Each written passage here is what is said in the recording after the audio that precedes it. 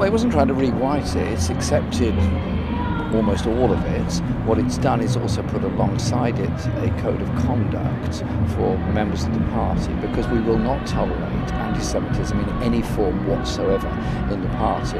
And what we also agreed to do at the National Executive, and this was agreed by all members of the NEC who were there at the meeting, is that we would have a consultation process now with a number of organisations. Indeed, I've written to a very large number of organisations on Thursday of this week, asking if we can have a discussion with them and talk to them, then bring it back so we get it right. Because I want us to deal with anti-Semitism in our society, as well as in all of our parties, including my own. And what's been done is an honest attempt to make sure that we do make it clear we will not tolerate anti-Semitism in any form, and we will allow legitimate debate on issues facing Israel and Palestine, but it cannot ever be conducted in any kind of anti-Semitic form.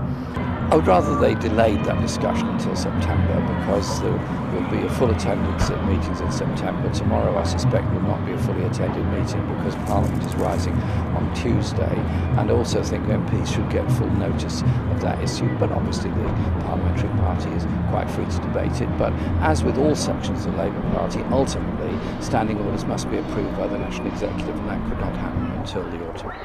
A complaint has been made about her behaviour towards me in the Commons the other day. How did that feel, sir?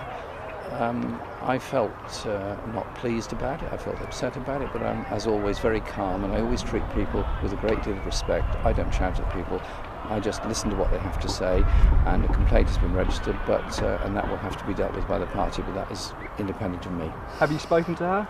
Not since then, no. Well, it seems to me that they're putting their priority into stepping up preparations for a no deal. It's 2 years and a bit since the referendum.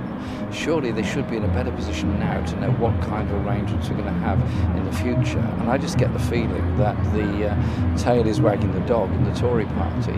Those that want no deal seem to be ruling the roost, and they're pushing for that.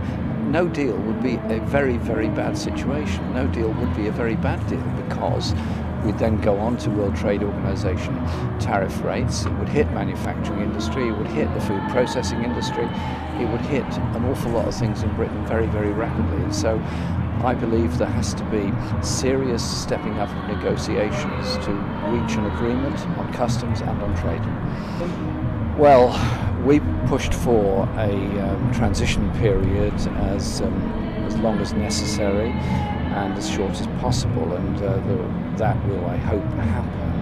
The new ministers need to get a grip on it very quickly, but it's not very encouraging. And David Davis, in 2 years in the job, spent only 4 hours in Brussels, and Dominic Raab is on record as not agreeing with the very principle of the European Convention on Human Rights. I hope he's mended his ways on that, and we at least move forward on agreeing on those fundamental rights, as well as protecting the conditions that we have in this country. But the alternative that the Tory right are pushing is, of course, some kind of free trade deal with Donald Trump, which would involve damaging our food standards, damaging our working conditions, and would not replace the trade we have with Europe.